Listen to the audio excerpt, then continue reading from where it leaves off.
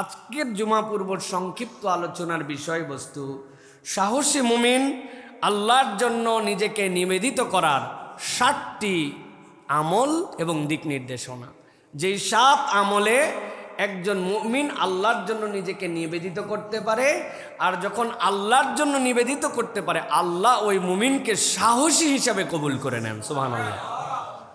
তাহলে এই 7টা দিক নির্দেশনা আমরা শুনব, নিজের জীবনে আমল করার জন্য চেষ্টা করব, নিজেরা জানলে অন্যকে সেটি জানানোর জন্য চেষ্টা করব ইনশাআল্লাহ। প্রিয় ভাইয়েরা, আমাদের জীবনে আমরা আল্লাহ রাব্বুল আলামিনের কাছে নিজেদেরকে যদি সাহসী হিসাবে উপস্থাপন করতে চাই, আল্লাহ রাব্বুল আলামিনের কাছে নিজেকে যদি নিবেদিত করতে চাই, তাহলে 1 নম্বর সেটি হচ্ছে আল্লাহ রাব্বুল আলামিনের জন্য আমাদেরকে আল্লাহর জন্য একটা ইখলাসওয়ালা অন্তর নিয়ে চলাফেরা করতে হবে। যেই ইখলাস এমনভাবে নিজের মধ্যে ইনস্টল করতে হবে যেই পাওয়ারে আল্লাহ রাব্বুল আলামিন ওই মুমিনের ভিতরে অটোমেটিক একটা শক্তি দান করবেন। সুবহানাল্লাহ। সেটা কি? আমাদের একটা ইখলাস লাগবে। এই ইখলাস হচ্ছে এমন একটা বিশ্বাসের নাম, কেউ না জানলেও জানেন আল্লাহ, কেউ না শুনলেও শোনেন আল্লাহ, কেউ না দেখলেও দেখেন আল্লাহ। এই বোধ এবং এই চেতনার ইখলাস হচ্ছে আল্লাহ রাব্বুল আলামিনের পক্ষ থেকে সাহসী মুমিন হওয়ার প্রথম পাথেয়। সুবহানাল্লাহ। আল্লাহ রাব্বুল আলামিন বলছেন, দুনিয়ার মানুষ তোমরা বিশ্বাস করো এবং এইটার প্রতি ঈমান রেখে নিজেদেরকে গড়ে নেওয়ার জন্য চেষ্টা করো। আল্লাহ বলছেন এর 1 নম্বর পাঠ হবে ওয়া আসিররু কওলাকুম আও ইজহারু বিহি ইন্নাহু আলিমুম বিযাতিস সুদূর। তুমি প্রকাশ্যেই বলো আর গোপনেই বলো, তুমি আওয়াজ করে বলো আর তুমি বোবা হয়ে যাওয়ার কারণে নীরবে নীরবে বলো। তোমার বলাটা যেমনই হোক না কেন তোমার বিশ্বাসের মধ্যে থাকতে হবে আমি যা কিছু প্রকাশ্যে আর গোপনে বলি সব কিছু জানেন যিনি, তিনি কে? আল্লাহ রাব্বুল আলামিন এই জন্য বলছেন, দুনিয়ার মানুষ জেনে রাখো, আলা ইয়ালামু মান খালাকা ওয়া হুয়াল লাতীফুল খবীর।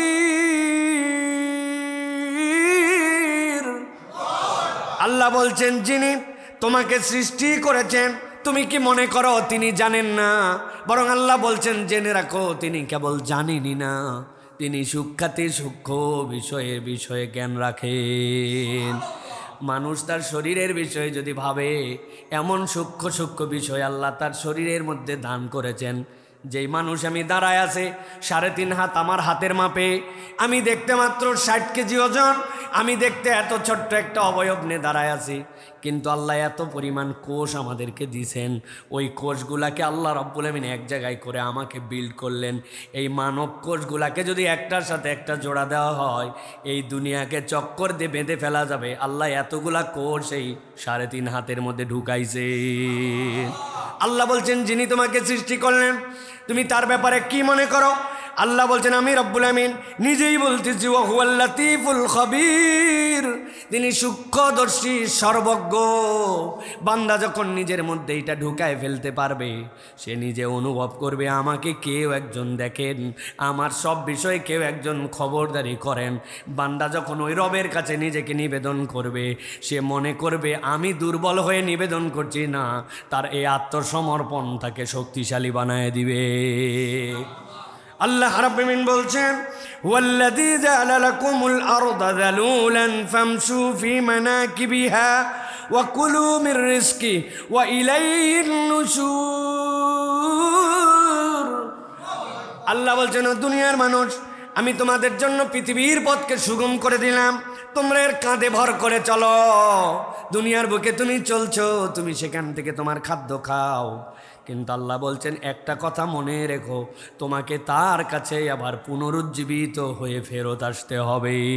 সুতরাং মনে করো না তুমি তার আয়ত্তের বাহিরে, তুমি তার ধরা ছোঁয়ার বাহিরে, তুমি যা ইচ্ছা তাই করে তার দুনিয়ার বাহিরে চলে যাবে, এইটার সুযোগ নাই। বান্দা যদি একবার এইটাকে নিজের নীরব ইখলাসের মধ্যে ঢুকায় নিতে পারে, আল্লাহ বলছেন ওই বান্দা তখন ব্যতিক্রম বান্দা হয়ে যায়। সুবহানাল্লাহ। নবীজি সাল্লাল্লাহু আলাইহি সাল্লাম বলছেন কেমনে তুমি এইটা পাঠ গ্রহণ করবে? নীরব ইখলাসকে তোমার দিলের মধ্যে কেমনে ঢুকাবে? সালাফদের থেকে প্রমাণ আছে, তারা এমন এমন কাজ করতেন দুনিয়ার কেউ জানতো না, আল্লাহকে খুশি করার জন্য করতেন। আলী ইবনে জাইনুল আবেদিন, আলী ইবনে হোসাইন, যাকে আমরা জৈনুল আবেদিন বলে চিনি, রাদিয়াল্লাহু তাআলা আনহু, আলী তার নাতি হযরত জৈনুল আবেদিন, তার ব্যাপারে বর্ণিত আছে তিনি মদিনার সব মানুষ স্বাবলম্বী ছিল না, কিন্তু রাত্রে গভীর হওয়ার পরে নিজের কাঁধে করে তিনি খাদ্যগুলা নিয়ে নিয়ে যেই মানুষেরা গরিব তাদের দরজায় পৌঁছায় দিতেন। এই কথা কেউ কোনোদিন জানে নাই। আমরা তাইলে কেমনে জানলাম? এই কাজ তিনি করেন, তাহলে কেমনে আমরা জানলাম?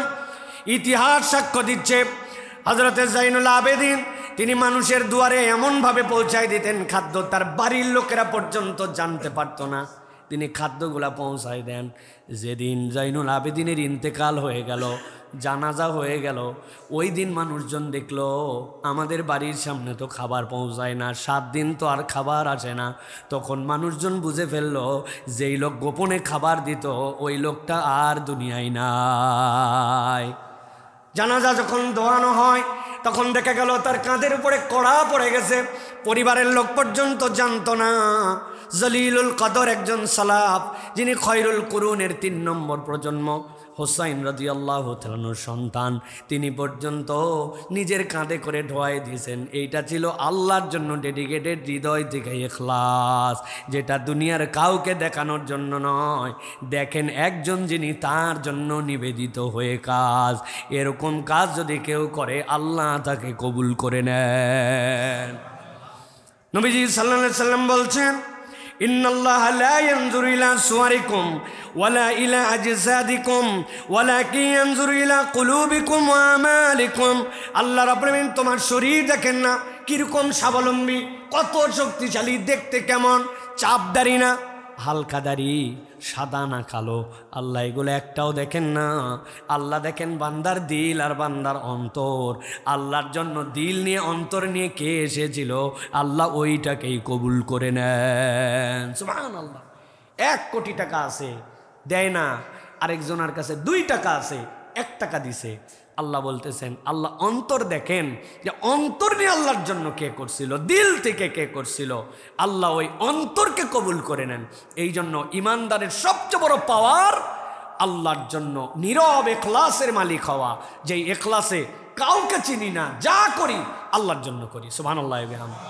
এটা বলা সহজ, ভর ভর করে ওয়াজ করে দেওয়া খুবই সহজ, কিন্তু এই আমলের প্র্যাকটিসে যাওয়া বিরাট কঠিন। নবী করিম সাল্লাল্লাহু আলাইহি ওয়াসাল্লামের একজন সাহাবী ছিলেন, যিনি মসজিদে নববী ঝাড় দিয়ে দিতেন। নবী করিম সাল্লাল্লাহু আলাইহি ওয়াসাল্লাম একদিন রাত্রে বাড়িতে আসার পরে ঢুকে গেছেন। নবীজির নির্দেশ ছিল কেউ ইন্তেকাল করলে দ্রুত সময়ের মধ্যে তাকে দাফন কাফন করো। ওই সাহাবী যিনি মসজিদে নববী ঝাড় দিতেন ইন্তেকাল করে গেলেন। রাসূলুল্লাহ সাল্লাল্লাহু আলাইহি ওয়াসাল্লামের কাছে ফজরের পর খবর আসছে।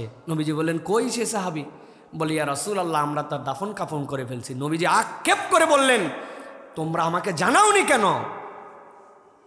এই মানুষ আল্লাহর জন্য মসজিদ ঝাড়ু দেয়, আল্লাহ রসুল তাকে এত প্রায়োরিটি দিয়েছেন, আল্লাহর নবী তার কবরের সামনে দাঁড়ায় আবার জানাজা আদায় করছে। কি ইখলাস! ছোট্ট কাজ করে না। আমরা অনেক সময় মসজিদের খাদেম গুরুত্ব দেই না। হ্যাঁ, মসজিদের খাদেম শুনতেই কেমন কেমন জানি লাগে, তাই না? মুয়াজ্জিন লজ্জা লাগে বলতে, আমাদের সমাজে দাম দেয় না, এই জন্য এখন বলে সানি ইমাম। ইমামের তাও একটু মর্যাদা আছে, এই জন্য মুয়াজ্জিন বলতে লজ্জা লাগে। অথচ মুয়াজ্জিনের গ্রেড, খাদেমের গ্রেড, এটা যদি খুলুস আল্লাহর জন্য হয় তাহলে এর থেকে মর্যাদাশীল মানুষ আসমানের নিচে জমিনের উপরে নাই। সুবহানাল্লাহ। ইখলাস লাগবে দিল থেকে। এই জন্য ইমানদার শক্তিশালী তখন হবে যখন, প্রিয় ভাইরা, আল্লাহর জন্য নীরবেও কাজ করে ফেলবে, আল্লাহর জন্য অন্তর থেকে ইখলাস নিয়ে সে কিছু করবে। এটা ইমানদারকে শক্তিশালী বানাবে। বাহিরে সে অত বেশি ফিজিক্যালি ফিট না, কিন্তু অন্তর তার পাওয়ার আর ঐশ্বর্যে ভরপুর। কেননা সে একমাত্র আল্লাহর জন্য ভয় করে, আল্লাহকে টার্গেট করে সব কাজ করে। সুবহানাল্লাহ। 2 নম্বরে, ইমানদার যদি নিজেকে সাহসী বানাতে চায়, আল্লাহর কাছে নিজেকে উপস্থাপন করতে চায়, 2 নম্বর যেটা, অন্তরের জিহাদ। নিজেকে থামানোর সাহস লাগবে আপনার। কোন জায়গায় যায় আমি থেমে যাব, এইটা হচ্ছে অন্তরের জিহাদ। বাহিরে দাপট দেওয়া যায়, বাহিরে স্লোগান দেওয়া যায়, কিন্তু নিজের অন্তরকে থামানোর মতো সাহস সকলের নাই। ওই জায়গায় বীরত্ব নাই, নিজের অন্তরকে থামানো। আল্লাহ কোরআনে বলছেন এটা কি কাজ জানো নাকি? আল্লাহ সূরা নাজিয়াতের মধ্যে বলছেন আম্মা মান খাফা মাকাম রাব্বিহি ওয়া নাহান নাফসা আনিল হাওয়া ফাইন্নাল জান্নাতা হিয়াল মাওয়া। আল্লাহ পুরো কোরআনে এত সংক্ষিপ্তভাবে জান্নাতের গ্যারেন্টি আর কোথাও দেন নাই। আল্লাহ বলছেন যেই ব্যক্তি খারাপ থেকে, কু থেকে নিজের নফসকে হেফাজত করবে, আল্লাহ বলছেন একবার আল্লাহকে ভয় করে আল্লাহর সামনে দাঁড়াতে হবে, এই ভয় করে যে তার নফসকে থামায় দিল, আল্লাহ বলছেন তার জায়গার কোথাও নয়, তার জায়গা হচ্ছে একমাত্র জান্নাত। ইন্নাল জান্নাতা হিয়াল মাওয়া। যেই অন্তর আল্লাহকে ভয় করে থামায় দেয়, আমার মন যা চাই আমি তাই করি না, হিসাব মিলাই নেই, আমি আল্লাহর জন্য থামাই দিয়েছি নিজেকে। আমার মন তো টানে যে আমি যদি একটুখানি গানটা শুনতে পারতাম, সবাই শুনলে আমার কি সমস্যা? আমার চোখ তো টানে যে আমার হাতে যথেষ্ট এক্সেস আছে, আমি যদি চোখ একটু দেখে ফেলি এন্টারটেনমেন্ট তো হবে। আরে কেউ দেখতেছে না, সিনেমা হলে যাওয়া লাগে না, মোবাইলে এখন আমার সিনেমা আছে, মোবাইলে নাটক আছে, পুরা নাটক দেখি না, একটুখানি ক্লিপস দেখে নেই, 5 মিনিটের একটা হাইলাইটস। নিজের মনের সাথে জিহাদ করছে না। এখানে এমন নারী আছে, এমন বিষয় আছে যেটার সাথে ইসলাম নাই। আমি এইটা চোখে দেখি না, আমি এইটা কানে শুনি না, আমি এইটা করি না, কেননা আল্লাহর সামনে একদিন দাঁড়াতে হবে, সবগুলার হিসাব আল্লাহর সামনে দিতে হবে। আল্লাহ বলছেন এই যে ভয় করে আল্লাহর সামনে দাঁড়ানোর জন্য নিজের নফসকে নিয়ন্ত্রণ করেছে, আল্লাহ বলছেন এই নফসের আর যাওয়ার কোনো জায়গা নাই। আমি আল্লাহ বললাম সে ডাইরেক্ট জান্নাতে যাবে।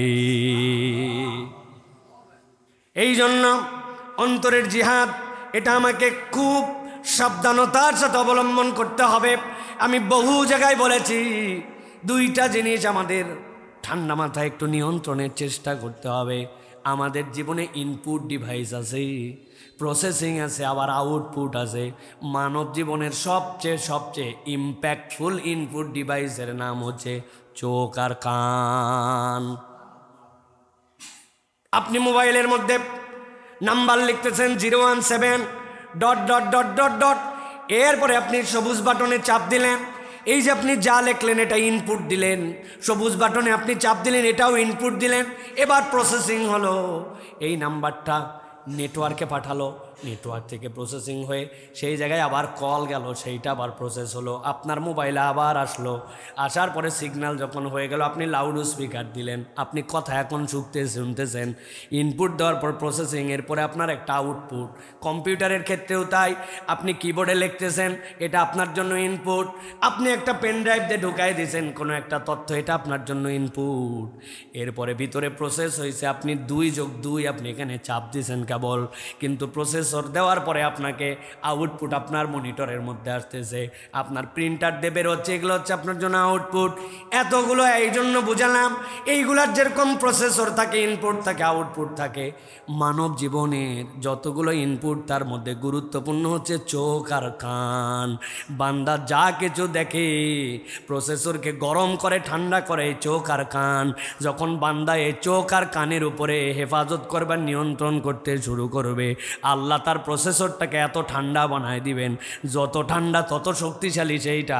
আল্লাহ এই জন্য বলছেন তুমি তোমার চোখ আর তোমার কান এইগুলা তোমার আত্মার নিয়ন্ত্রণে, আত্মার বিপক্ষে জিহাদ করে তুমি যদি ঠেকায় দিতে পারো, তুমি এমন শক্তিশালী মুমিন হবে যার প্রভাবটা দুনিয়ায় তুমি দেখতে পাবে।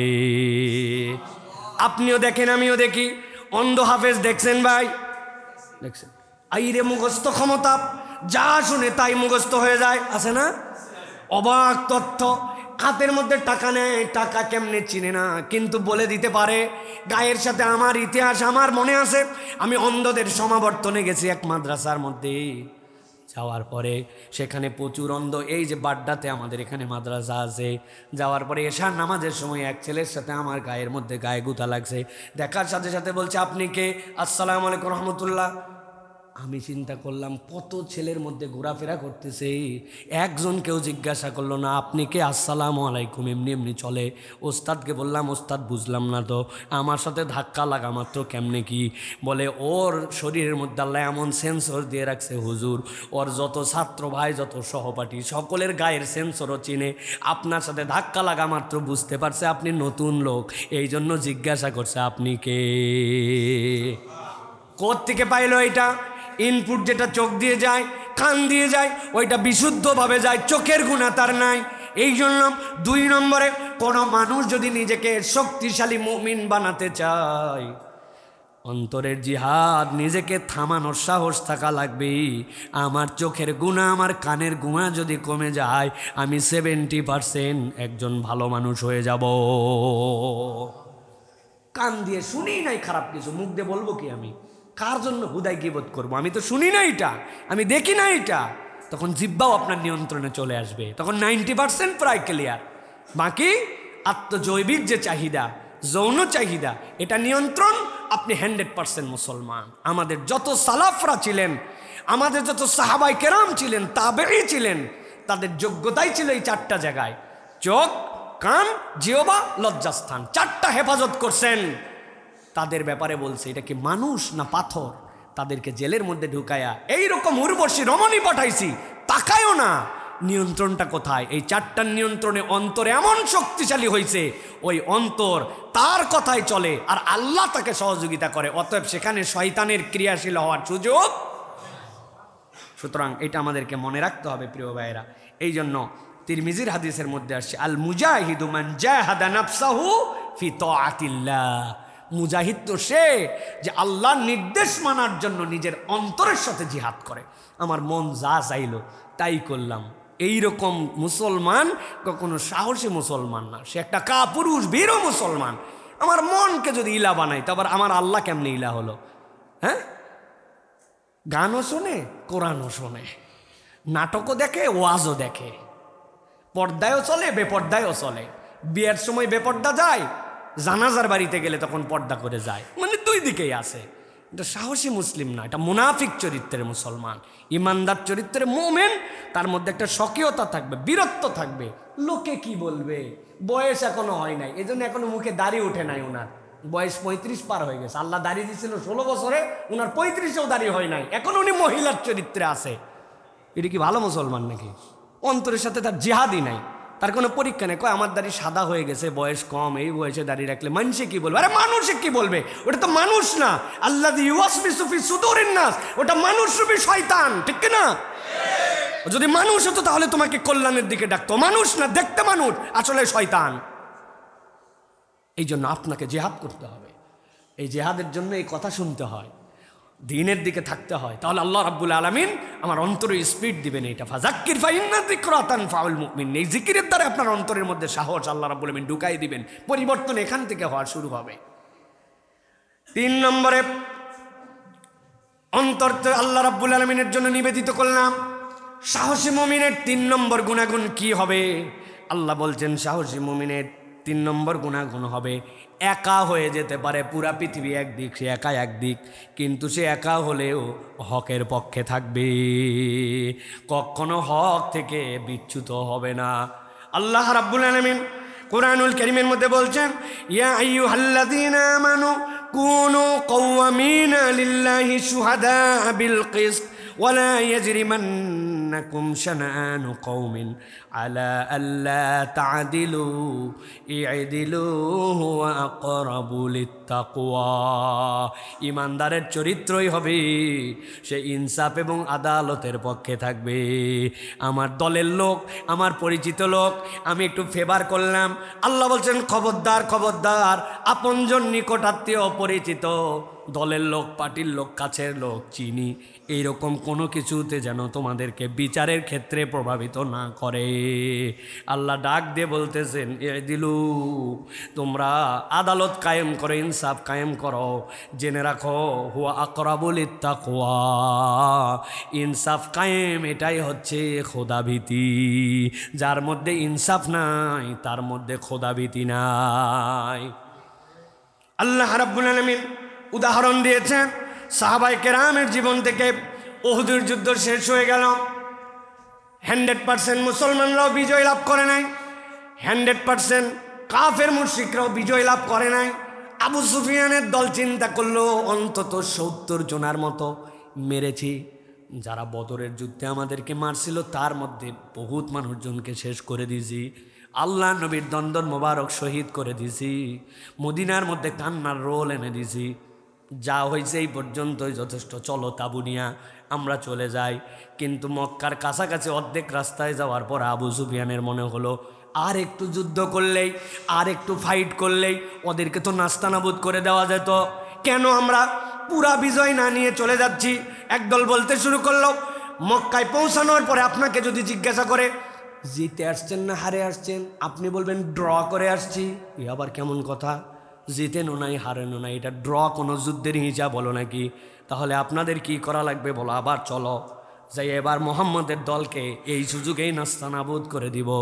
তাদের মধ্যে উৎসাহ পেয়ে গেল, অনেকে ফেরত আসতে শুরু করলো। আল্লাহ নবী কেবলমাত্র মদিনায় পৌঁছাইছেন, ঘরে ঘরে ব্যথা, কার স্বামী নাই কার ভাই নাই। নবী সাল্লাল্লাহু আলাইহি সাল্লাম পর্যন্ত বিপর্যস্ত, তার দন্দন মোবারক শহীদ, মুখ মোবারক ফুলে গেছে, গাল মোবারকের মধ্যে আল্লাহ নবী সাল্লামের ব্যথার চিহ্ন দেখা গেছে, চোখগুলা রক্তাভ হয়ে গেছে। আল্লাহ নবী সাল্লাল্লাহু আলাইহি সাল্লাম এই সময় খবর পেলেন, খবর পাওয়ার পরে ডাক দিলেন, ও আমার সাহাবীরা, শুনলাম তারা নাকি আবার ফেরত আসতেছে, মদিনা আক্রমণ করবে, কারা কারা আছো? আল্লাহর জন্য নিজের জীবন উৎসর্গ করতে হবে, ওদেরকে ধাবরানি দিব। এবার আমরা বাহিরে যুদ্ধ করব না, দাবরায় মক্কা পর্যন্ত নিয়ে যাব, কারা কারা আসো? এক মুহূর্ত দেরি করে নাই, 24 ঘন্টার ক্লান্তিকে ছেড়ে দিয়ে সাহাবায়ে কেরাম জানবাজ দাঁড়ায় গেছেন। সুবহানাল্লাহ। চলো, আল্লাহ নবী রওনা দিয়ে দিলেন, হামরাউল আসাদ পর্যন্ত চলে আসলেন। হামরাউল আসাদ এক জায়গার নাম। ওই জায়গায় আসার পরে সাহাবায়ে কেরামের উদ্দীপনা, এইটা দেখে মুশরিকদের একজন লোক ছিল যার নাম ছিল মাবাদ। সে যদিও মুসলমান নয়, কিন্তু সাহাবীদের উৎসাহ, আল্লাহ নবীর প্রতি তার একটা ভালোবাসা ছিল। আল্লাহ নবীকে বলল, আমি কিছু মিথ্যা কথা বলতে চাই, সাথে সত্যি সত্যি আপনার সাহাবীদের এই কাজ দেখে আমি অবাক হয়ে গেছি। আল্লাহ নবী বললেন, যুদ্ধের ময়দান হচ্ছে খিদা, তুমি যদি কৌশলে কিছু বলতে চাও তুমি বলতে পারো। আবু সুফিয়ানের বাহিনীর কাছে চলে গেল। সে যাওয়ার আগে আল্লাহ আয়াতে কারিমা নাজিল করেছেন সাহাবীদের প্রশংসায়। আল্লাহ বলছেন, আল্লাযীনা ক্বালা লাহুমুন নাস ইন্নান নাস ক্বাদ জামাউ লাকুম ফাখশাউহুম ফাযাদাহুম ঈমানাও ওয়া ক্বালু হাসবুনাল্লাহু ওয়া নি'মাল ওয়াকিল। তাদের কাছে এসে বললেন, সাবধান হয়ে যাও, একদল লোক রেডি হয়ে গেছে, তোমাদেরকে শেষ করে দিবে। যেই না বলছে লোক রেডি হয়ে গেছে, শেষ হয়ে যাবে, ভয় পাওয়া তো কিসের কথা? আল্লাহ বলতেছেন, কত জামাউলাকুম ফাখশাউহুম, তাদেরকে ভয় করো, একদিন আগেই তোমাদের কি মেসাকার করে দিয়ে গেছে। এই কথা শোনার সাথে সাথে আল্লাহ বলছেন, ফাযাদাহুম ঈমানা, কিসের কি ভয়? তাদের ঈমান সাথে সাথে দ্বিগুণ হয়ে গেছে। আল্লাহ বলছেন, কি জন্য ঈমান দ্বিগুণ হয়েছে? ঈমান দ্বিগুণ হওয়ার কারণ ছিল, তারা একজন হলেও জানে তারা হকের পক্ষে আছে, সত্যের পক্ষে আছে। আল্লাহ সেটার ব্যাখ্যা করতেছেন, ওয়াকালু হাসবুনাল্লাহু ওয়া নি'মাল ওয়াকিল।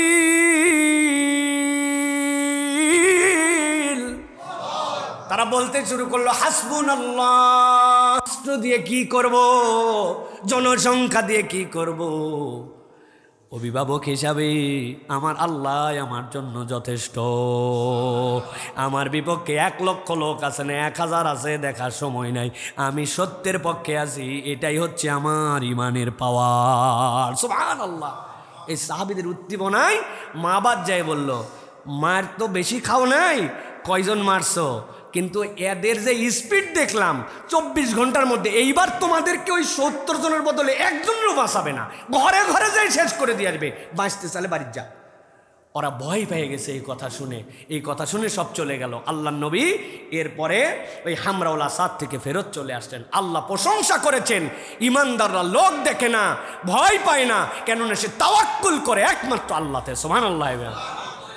এইটা মুখের কথাই হবে না, এইটার জন্য আল্লাহ রাব্বুল আমিন বলছেন, হকের পক্ষে থাকতে হবে, সত্যের পক্ষাবলম্বন আপনাকে করতে হবে, আপনার অন্তরের মধ্যে চেতনা থাকতে হবে। হক যেখানে, আমি সেখানে। এই মানসিকতার নাম রাসূলুল্লাহ সাল্লাল্লাহু আলাইহি ওয়াসাল্লাম নিজের হাদিসে মুসনাদ আহমদের মধ্যে বর্ণনা করেছেন। তিনি বলছেন, লা ইয়ামনান্না আহাদুকুম হাইয়াতুন নাস আন ইয়াকুলা বিহাক্কিন ইযা আলিমাহু।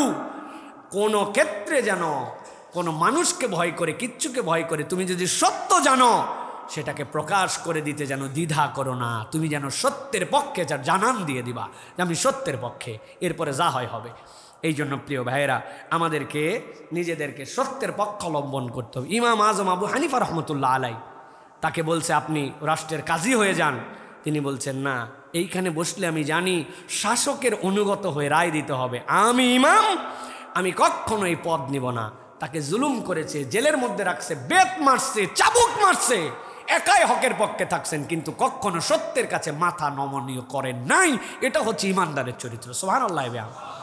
এইটা করলে আল্লাহ রাব্বুল আমিন একটা পাওয়ার দিবেন অন্তরের মধ্যে। সুতরাং এটা আমাদেরকে মনে রাখতে হবে প্রিয় ভাইরা। এটা গেল আমাদের জন্য 3 নম্বর। 4 নম্বরে, শক্তিশালী মুমিন, সাহসী মুমিন আল্লাহর জন্য কিভাবে নিবেদিত হবে। 4 নম্বরে, দোয়াকে আপনার অস্ত্র বানাতে হবে। ইমানদারের সাথে দোয়া এমনভাবে যুক্ত হবে, ইমানদারের দোয়াটা তার জন্য একটা অস্ত্র হবে। এই জন্য বলা হয় আর দোয়া সিলাহুল মুমিন, ইমানদারের অস্ত্রটার নামই হচ্ছে দোয়া। আল্লাহর কাছে বান্দার সম্পর্কটা এমনভাবে হবে, নিজেকে সাহসী বানানোর জন্য দোয়াটাও হবে আল্লাহর বান্দার মধ্যে মাধ্যম। সুবহানাল্লাহ। আল্লাহ কোরআনুল কারীম সূরা গাফির 60 নম্বর আয়াতের মধ্যে বলছেন, ওয়াকালা রাব্বুকুম উদউনি আস্তাজিব লাকুম। তোমার রব তোমাদেরকে বলছেন তোমরা আল্লাহকে ডাকো, আল্লাহ তোমার ডাকে সাড়া দিবেন। বান্দা যখন এই বিশ্বাস একবার দিলে নিবে, আমার কথা শোনেন যিনি, আমার প্রয়োজন মিটান যিনি, তিনি আমার রব আল্লাহ। এই দোয়ার বিশ্বাস বান্দার মধ্যে ঢুকে গেলে ওই বান্দাকে আর কেউ দমায় রাখতে পারবে না। সুবহানাল্লাহ। আল্লাহ কোরআনুল কারীমের মধ্যে বলছেন, ওয়া ইযা সালাকা ইবাদি আন্নী فإني قريب أجيب دعوة الداعي إذا دعان فليستجيبوا لي وليؤمنوا بي لعلهم يرشدون।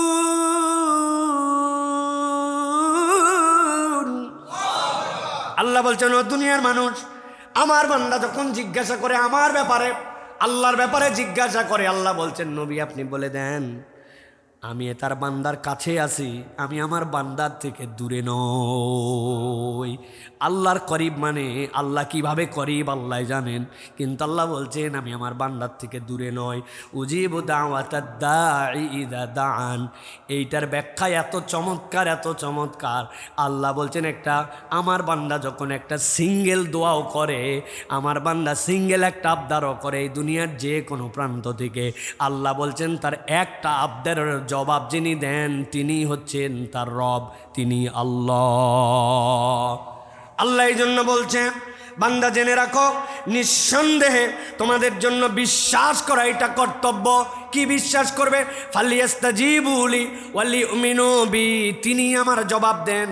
এই জবাবের প্রতি তোমার বিশ্বাস যদি থাকে, আল্লাহ বলতেছেন আশা করা যায় যদি তারা সৎপথে চলে আসে। তার মানে বান্দার বিশ্বাস থাকতে হবে আমার রব আমার কথা শোনেন। এই বিশ্বাস নিজের দিলের মধ্যে ঢুকায় নেওয়া, এর থেকে বড় পাওয়ার আর কিচ্ছু নাই। এটাই হচ্ছে ইমানদারের সবচেয়ে বড় পাওয়ার। আপনাদের কাছে বহুবার গল্প শুনিয়েছি, লিবিয়াতে যখন যুদ্ধ হচ্ছিল ফ্রান্সের সাথে, সেই সময় মুসলিম বাহিনী সামনাসামনি যুদ্ধে, তাদের যত বড়ই অস্ত্র থাক, সাহসিকতায় বীরত্বে সামনাসামনি মুসলিমদের সামনে দাঁড়াবে এরকম কারো শক্তি নেই। একটা দুর্বল মুসলমানও যুদ্ধের ময়দানে যদি আল্লাহু আকবার বলে দাঁড়ায় যায়, সবল মুসলমান হয়ে যায়। তারা দেখলো সামনে পারা যায় না, এবার উপর থেকে হেলিকপ্টার গানশিপ দিয়ে তাদেরকে হত্যা করবে এই চিন্তা করেছে। মুজাহিদদের কমান্ডার কাছে এসে বলা হয়েছে যে আমাদের তো আর বাঁচার উপায় নাই, সামনে নয় যুদ্ধ করছিলাম, আমাদের অস্ত্রের গুলি আর কতদূর যায়, এরা অনেক উপর দিয়ে আমাদেরকে গুলি করবে। উনি মুজাহিদের কমান্ডার বলছেন কত উপর দিয়ে? বলছে অনেক উপর দিয়ে। আরে বলে কত উপর দিয়ে? কয় আমাদের গুলির রেঞ্জ ওই পর্যন্ত যায় না। বলে আমি জিজ্ঞাসা করছি এটা কি এত উপর যে আল্লাহর আরশে আজিমের উপর দিয়ে না নিচ দিয়ে? ওরা বলছে কি বলেন না বলেন, আল্লাহর আরশ আযমের উপর দিয়ে আবার কেমনে যায়? উনি তখন উত্তর দিছেন, যেই রব আরশে আজিমে আর তার গোলাম দুনিয়াতে, যেই রবের আরশে আজিমের উপর দিয়ে যাওয়া যায় না, তারা তার নিচ দিয়ে যদি চলে, তাহলে আরশে আজিমের রবকে যদি পরাজিত করা না যায়, তার প্রকৃত গোলামকেও পরাজিত করা সম্ভব নয়। এর নাম ঈমান। এই ঈমান কোত্থেকে আসে? আল্লাহর সাথে বান্দার কানেকশন দিয়ে আসে, দোয়া দিয়ে আসে, চাওয়া দিয়ে আসে, চাওয়ার মতো চাওয়া দিয়ে আসে, ভক্কর চক্কর চাওয়া না। সালাম ফেরানোর পরে খালি হাত তুলে এই চাওয়া, এই থার্ড ক্লাস মার্কা চাওয়া, যে চাওয়ার সাথে কোনো মিল নাই, কিচ্ছু নাই, আল্লাহর সাথে শ্রদ্ধা নাই, ভালোবাসা নাই, আকুতি নাই, নিবেদন নাই, কিচ্ছু নাই, এই ভণ্ডামি চাওয়া। মাইন্ড করেন না প্রিয় ভাইরা, এটা চাওয়া হয় না প্রকৃতার্থে। এই জন্য আমাদেরকে আল্লাহর সাথে সম্পর্ক বাড়াতে হবে। নবীজি বলছেন, আর দোয়া হুয়াল ইবাদাহ, জেনে রাখো দোয়াটাই ইবাদত। সুবহানাল্লাহ বলবেন না? না, এই একটা দিক দিয়ে আমাদের পার পাওয়ার একটা কায়দা আছে, তাছাড়া পার পাওয়ার কোনো কায়দা নাই। আমি আমার গোপন গবেষণা, গোপন বলতেছি এই জন্য মানে চিন্তা ভাবনা করে দেখছি, এই একটা দিক দিয়া পার পাইতে পারি আমরা। কিভাবে? নামাজ 2 রাকাত পড়ছি, আল্লাহ কবুল করা লাগবে, এইসা পড়া পড়ছি, আমার নাই, আপনাদের আছে কিনা জানি না। রোজা কত ভুল, সালাত, সিয়াম, হজ, কোনোটা পারফেক্ট হয়েছে কেউ বলতে পারবে না, কারণ হক আদায় করে এগুলো হয় না। একটা ইবাদত আল্লাহর কাছে বলতে পারবো আল্লাহ কবুল হয়েছে। কেমনে? আল্লাহ আমি দোয়া করছিলাম, আল্লাহ আমার বাচ্চা কাচ্চার শরীর ভালো করে দাও, আল্লাহ আমার একটু টাকা পয়সা দিয়ে দাও, আল্লাহ তুমি আমার দুনিয়া আখিরাতে ইজ্জত বাড়ায় দাও। দোয়াগুলা কার জন্য করছি? আমার জন্য, আমার প্রয়োজনে। আল্লাহ কবুল করতে পারেন, পরে দিতে পারেন, এর বদলে অনেক ভালো কিছু দিতে পারেন, কিন্তু ওইটা তো দোয়ার সেকেন্ড পার্ট। আপনি যে আল্লাহ বলছিলেন যে তুমি ইবাদত করো, আর দোয়া হুয়াল ইবাদা, দোয়া স্বয়ং ইবাদত, তা আমি তো দোয়াটা অন্তত আল্লাহর কাছে ভালো করে করছি, অতএব এইটাও তো ইন্ডিভিজুয়াল একটা ইবাদত, পরেরটা কামনা, কিন্তু দোয়া ইবাদত। আল্লাহ এইটা তো আমি করছি, এটার মধ্যে আবার ফাঁক যোগ কোথায়? আমি চাইছি তো আপনার কাছে, তাহলে এই ইবাদতের ওসিলায়ও আল্লাহ কবুল ইবাদত হিসাবে লেখে বান্দাকে মাফ করে দিতে পারেন। বুঝছেন আপনি খেলাটা কোন জায়গায়? আল্লাহ কি নিয়ামত দিয়ে রাখছে এই জায়গাতে, সুবহানাল্লাহ। এই জন্য প্রিয় ভাইরা আল্লাহর কাছে চাইতে হবে। এটা গেল 4 নম্বর। 5 নম্বরে, গুনাহ না করে ক্ষতি সহ্য করার সক্ষমতা অর্জন করা। আমি গুনাহ করব না, কিন্তু ক্ষতি হয়ে যেতে পারে আমার, তাহলে আমি ক্ষতি হয়ে যেতে পারে তাও আমি গুনার সাথে নাই, এক আলাদা শক্তি অর্জন করা। এটা সকলের দ্বারা সম্ভব হয় না। ও এটা বলছে জন্যই তো আমি এটা বলছি, ওই আমার মারছিল জন্যই তো আমি মারছি, ও করছে জন্য আমি করতে বাধ্য হয়েছি। আল্লাহ বলছেন হক আর বাতিলের পার্থক্যটা হবে এখানে, ওটা যদি গুনাহ হয় তাহলে তোমার ক্ষতি সহ্য করে তুমি গুনার মধ্যে যাও না।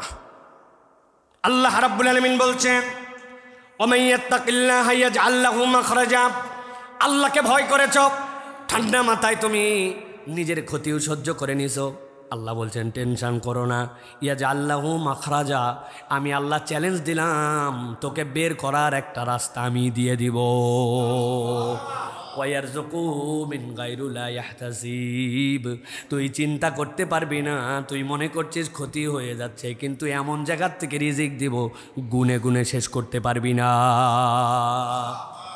আল্লাহ রাব্বুল আলামিন নবীজি সাল্লাল্লাহু আলাইহি সাল্লামকে দিয়ে এই জন্য জানাচ্ছেন, আপনি জানাই দেন, ওমান ইয়াত্তাকিল্লাহ ওমান ইয়াতাওয়াক্কাল আলাল্লাহ ফাহুয়া হাসবুহু ইন্নাল্লাহা বালিগু আমরিহি ক্বাদ জাআলাল্লাহু লিকুল্লি শাইইন কদরা। আল্লাহ বলছেন দুনিয়ার মানুষ জেনে রাখো, নবী আপনি জানাই দিয়ে রাখেন, যে ব্যক্তি আল্লাহর উপর ভরসা করে তিনি তার জন্য যথেষ্ট হয়ে যান, আল্লাহ তার কাজ পূর্ণ করবেন। এইটা আল্লাহ চ্যালেঞ্জ দিয়ে দিলেন।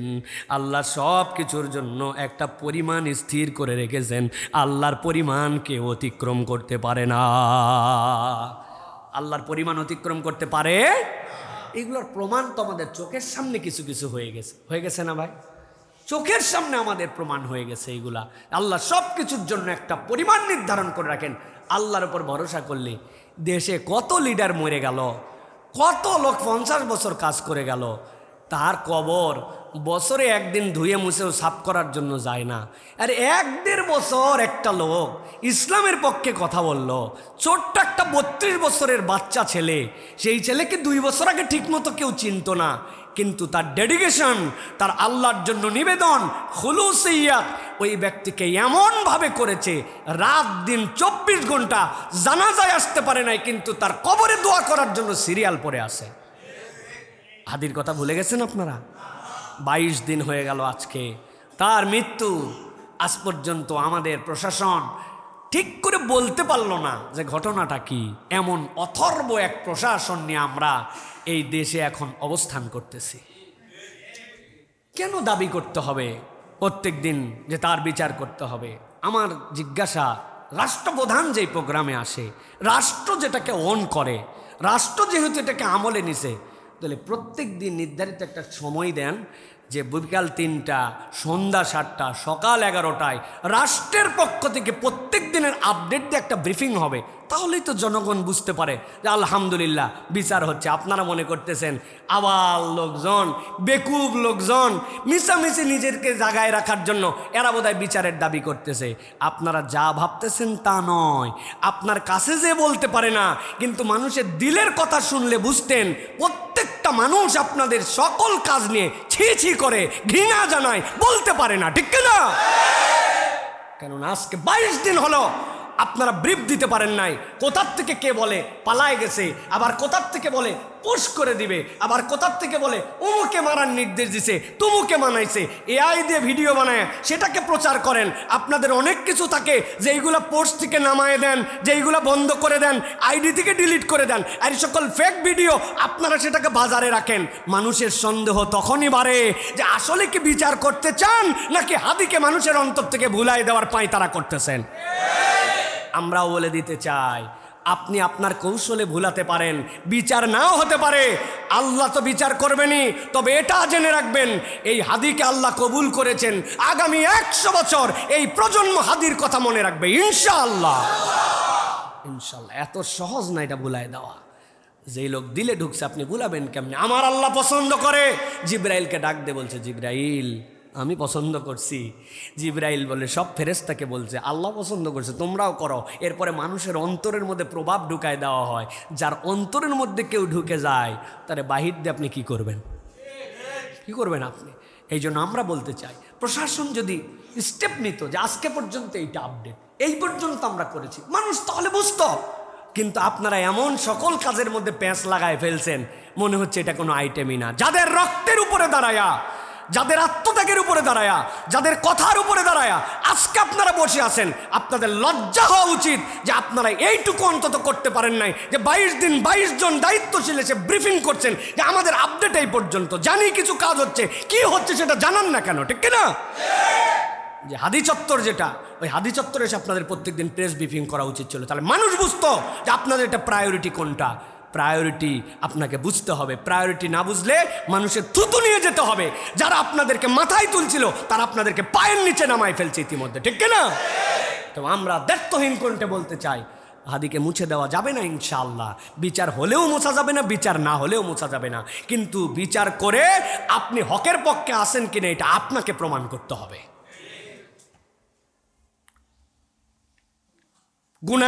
গুনাহ থেকে এই ক্ষতি সহ্য করে নিজের সাহস অর্জন, এটা আমাদের জন্য। 5 নম্বর, নিজেকে সাহসী বানানোর জন্য গুনার সাথে আমি জড়িত হব না, আল্লাহকে ভয় করব, আমি সেই দিকে থাকবো, এই বলিষ্ঠতা আপনার লাগবে। এরপরে 6 নম্বরে, আপনি যদি নিজেকে শক্তিশালী করতে চান, অপ্রশংসিত আমল কেউ ভালো বলবে এই জন্য নয়, কেবলমাত্র আল্লাহর জন্য আপনাকে কিছু কাজ করতে হবে।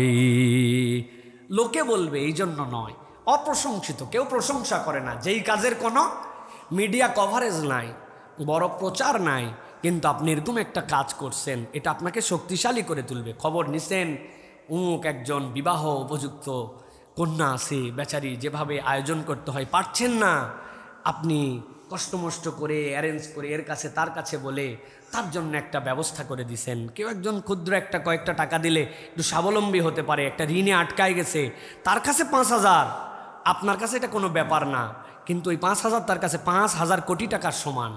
আপনি তার জন্য একটুখানি করছেন, এটা কি করবে আপনাকে? কেউ প্রশংসা করে না, কিন্তু এরকম আমলগুলো আমার অন্তরকে শক্তিশালী করে আল্লাহর সাথে কানেক্ট বানায় দিবে। অতএব শক্তিশালী মুমিনের গুণ হবে প্রশংসার দিকে না তাকায়া কল্যাণকর কাজের সাথে নিজেকে জড়িত রাখা। আল্লাহ রাব্বুল আলামিন কোরআনুল কারীমের মধ্যে এটার ব্যাপারে দিক নির্দেশনা দিয়েছেন। সূরা বাকারা 195 আয়াতে 195 নম্বর আয়াতের মধ্যে আসছে, আল্লাহ বলছেন, ওয়ানফিকু ফি সাবিলিল্লাহি ওয়া লা তুলকু বিআইদিকুম ইলাত তাহলুকা ওয়াহসিনু ইন্নাল্লাহা ইউহিব্বুল মুহসিনিন। আল্লাহ বলছেন, আল্লাহর জন্য ব্যয় করো, আল্লাহর জন্য খরচ করো, নিজেকে খবরদার ধ্বংসের দিকে ঠেলে দিও না। কি সমন্বয় একবার বোঝেন? আল্লাহর জন্য খরচ করো, নিজেকে ধ্বংসের দিকে ঠেলে দিও না। তার মানে আমার সম্পদ যদি আমি কেবল গচ্ছিত করে রাখি, কেবল আমি আটকায় রাখি, আমার মনে করে রাখি, আমি মনে করছি আমার সম্পদ আমার সংরক্ষণ, কিন্তু সেইটা আমার ধ্বংসের কারণ হতে পারে। আল্লাহর জন্য খরচ নিজেকে ধ্বংস থেকে বাঁচায়। সুবহানাল্লাহ। আল্লাহ রাব্বুল আলামিন এরপরে বলছেন, ওয়া আহসিনু, আর তোমরা মানুষের প্রতি অনুগ্রহ করো, ভালোবাসা দেখাও। ইন্নাল্লাহা ইউহিব্বুল মুহসিনিন, যারা মানুষের প্রতি ভালোবাসা দেখায় আমার রব তাদেরকে ভালোবাসেন। সুবহানাল্লাহ। আল্লাহর ভালোবাসা পেতে হলে মানুষের প্রতি ভালোবাসা দেখাতে হবে প্রিয় ভাইরা। এই জন্য আল্লাহ কোরআনুল কারীম সূরা আনামের মধ্যে এটা ডিটেলস ব্যাখ্যা আল্লাহ করেছেন। আল্লাহ বলছেন কত গুণ তোমার পাওয়ার বাড়বে জানো নাকি? আল্লাহ বলছেন, মান জাআ বিল হাসানাতি ফালাহু আশরু আমসালিহা। আল্লাহ বলছেন কেউ যদি একটা সৎ কাজ করে, একটা ইহসান করে, আল্লাহ বলছেন আমি রব নিম্নে তার জন্য 10 গুণ বাড়াইয়া দিব। আল্লাহ এরপরে বলছেন, ওয়ামান জাআ বিস সাইয়্যাতি ফালা ইউজজা ইল্লা মিসলাহা ওয়া হুম লা ইউজলামুন। আর আল্লাহ দয়া করছেন, তুমি যদি কোনো অন্যায় করে ফেলো, এইটা আল্লাহ বহুগুণ নয়, যা করছো ওইটুকুই সীমাবদ্ধ রাখবেন। সুবহানাল্লাহ। আল্লাহ বলছেন তোমাদের প্রতি জুলুম করা হবে না, অন্যায় করেছো, অপরাধ করেছো, এটা একটাই, আর সওয়াব ওইটা বহুগুণ। নিয়ত করছি এবার রোজায় যে সিনেমাটা আসবে ইনশাআল্লাহ এই ছবিটা আমরা পরিবার নিয়ে দেখব। নাউজুবিল্লাহ বলেন। কথার কথা, কেউ একজন নিয়ত করছে এইটা, কিন্তু বেচারি টিকিট পায় নাই। আইরে মন খারাপ, টিকিট না পাওয়ার জন্য সিনেমা দেখতে পারে নাই পরিবার নিয়ে, অথবা অসুস্থ এই জন্য দেখে নাই, অথবা আল্লাহ তার হেদায়েত দিছে, চিন্তা করছে নাই সিনেমাটা দেখবো না। এই যে নিয়ত করছিল তার একটু গুনাহ হয় নাই, আল্লাহ রাব্বুল আলামিন তারে বাঁচায় দিয়েছেন। কিন্তু নিয়ত করছে আগামী বছর ইনশাল্লাহ হজে যাব, এই আগামী বছর করতে করতে টাকা জোগাড় করতে পারে নাই, তার আফসোস, আহারে হজে যাব, উমরায় যাব, হজে যাব, উমরায় যাব, 5 বছর পার হয়ে গেছে, দুনিয়ার থেকে হয়তো চলে গেছে। ওর যে নিয়ত, এই নিয়তের কারণে আল্লাহ 10 গুণ এই নিয়তের সওয়াব আল্লাহ তার আমল নামায় লিখে দিয়েছে। আল্লাহ চাইলে কিয়ামতের দিন যায় দেখবে যে সামর্থ্য হয় নাই, কিন্তু নিয়ত করছিল, আল্লাহ হজের সওয়াবও তার আমল নামায় লিখে রেখে দিয়েছেন। আল্লাহ বলছেন এইটা কি? এইটা হচ্ছে তোমাদের জন্য অপ্রশংসিত। মানুষ কি বলবে এই জন্য নয়, কিন্তু আল্লাহর জন্য আমি একটু ভালো কাজ করি, এইটা আপনার অন্তরকে সাহসী মুমিন বানায় ফেলবে, অন্তরের মধ্যে একটা বলিষ্ঠতা, একটা পাওয়ার দিয়ে দিবে। আল্লাহ আমাদেরকে করার তৌফিক দান করেন। প্রিয় ভাইরা, হাদিসের মধ্যে এই জন্য আসছে, তুবা লিল গুরাবা, অচেনা গুনার ভিড়ে দিন পালনকারী লোকদের জন্য আল্লাহ নবী বলছেন শুভ সংবাদ, তুবা লিল গুরাবা। চিনে না কেউ, দেখতে লুকে খারাপ, পোশাক আশাকে অত ভালো না, অত পোষপাস নাই, কিন্তু এরা নেক আমলকারী মানুষ। আল্লাহ বলছেন এই সকল অপরিচিত মানুষদের জন্য শুভ সংবাদ। মানুষ জানে না, কিন্তু তলে তলে উনি কামাই করে ফেলতেছে। এরকম লোক আছে না ভাই? বহু লোক আছে এরকম, গোপনে ভালো কাজ করতে থাকে তারা অব্যাহতভাবে। আল্লাহ আমাদেরকে সেই কাজ করার, সেই দলে অন্তর্ভুক্ত হওয়ার তৌফিক দান করেন। সর্বশেষ 7 নম্বরে ইমানদার শক্তি অর্জন করে অভিনবভাবে। কিভাবে? সালাফরা বলতেছেন মৃত্যুর প্রস্তুতি হচ্ছে ইমানদারের সাহসের চূড়া। সে মৃত্যুর প্রস্তুতি নিছে, এইটা তাকে সাহসী বানায় দিছে। আল্লাহ রাব্বুল আলামিন কোরআনুল কারীমের মধ্যে বলছেন, সূরা লোকমান 185 নম্বর আয়াতের মধ্যে আল্লাহ বলছেন, কুল্লু নাফসিন যায়িকাতুল মাউতি ওয়া ইন্নামা তুওয়াফাউনা উজুরাকুম ইয়াওমাল কিয়ামাহ ফামান যুহজিহা আনিন নারি ওয়া উদখিলাল জান্নাতা ফাকাদ ফাজ ওয়া মাল হায়াতুদ দুনিয়া ইল্লা মাতাউল গুরুর। আল্লাহ বলছেন প্রাণ আছে যার, মৃত্যুর স্বাদ তাকে আস্বাদন করতে হবে। তো আমি রব্বুল আলামিন আমি জেনে জানায় রাখলাম তোমাদের জন্য, দুনিয়ায় তুমি সফল, তুমি সাহসী। মানুষজন বলে 6 ফিট 5 ইঞ্চি লম্বা, বাপরে ফিগার। 5টা ছেলে তার ছিল, সকলেই সরকারি অফিসার। আগে মানুষের বাড়িতে কাজ করতে, এখন নিজেই দোকানদার। জমি জমা এখন ছিল না, এখন জমি জমাওয়ালা। তাকে বলে মানুষ দুনিয়ায় সফল, দুনিয়ায় সফল হয়ে গেছে, দুনিয়ায় সার্থক হয়ে গেছে। আল্লাহ বলছেন এইগুলা চূড়ান্ত সফলতা বা বিফলতার মানদণ্ড নয়। আল্লাহ কোরআনে বলছেন ওয়ামান যুহজিহান ফামান যুহজিহানিন নার ওয়া উদখিলাল জান্নাহ। হাসরের ময়দানে যখন তোমাকে বলে দেওয়া হবে, জাহান্নাম থেকে নিষ্কৃতি দেওয়া হলো, জান্নাতের দিকে তুমি চলে যাও, এই সার্টিফিকেট যে পাবে, আল্লাহ বলছেন ফাকাদ ফাজ। ওই দিন সেই ব্যক্তি কেবল বলতে পারবে আমি চূড়ান্ত সফল। আল্লাহ এরপরে বলছেন ওয়ামাল হায়াতুদ দুনিয়া ইল্লা মাতাউল গুরুর।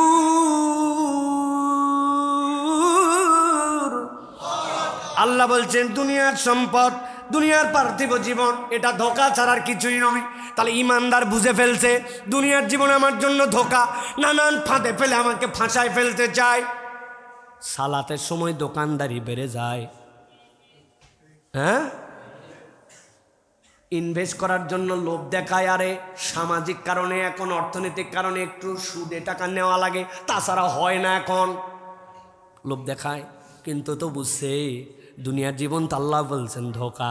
তাইলে আমার তো পরকালে আল্লাহর সামনে দাঁড়াতে হবে, ওই দিনের মুক্তি আমার টার্গেট। তার মানে বান্দা মৃত্যুকে প্রস্তুতি নিয়ে চলে।